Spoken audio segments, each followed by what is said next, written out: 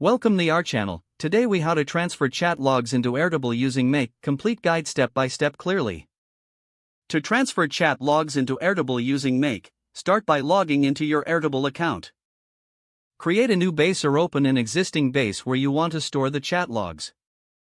Ensure your Airtable base has the necessary fields to hold the chat data, such as date, sender, and message. Next, log into your Make account.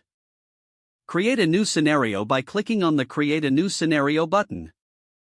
In the scenario editor, search for and select the app that contains your chat logs.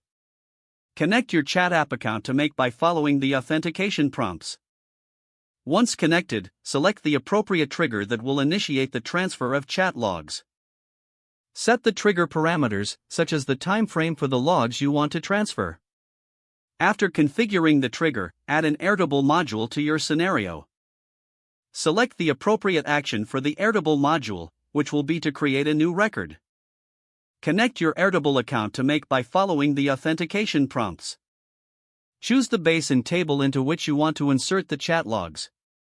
Map the fields from the chat logs to the corresponding Airtable fields, ensuring that each piece of data aligns correctly.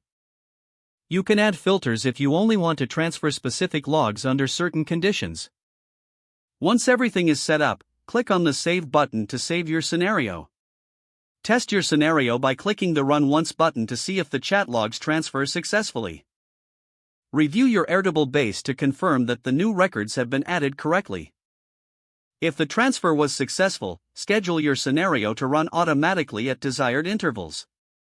Monitor the scenario and logs periodically to ensure that the transfers continue to work smoothly. Make any necessary adjustments based on your requirements or feedback.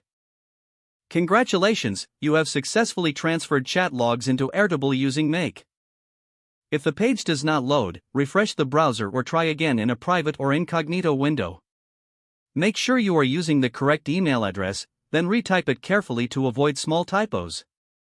If your password is not accepted, use the reset option and create a new strong password you can remember. Check your spam folder for verification or security emails, then complete any requested confirmation steps. Enable two-factor authentication if available to improve account security and reduce unauthorized access risk.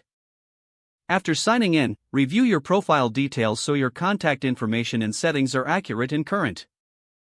Don't forget to like this video and subscribe to our channel for more step-by-step tech guides.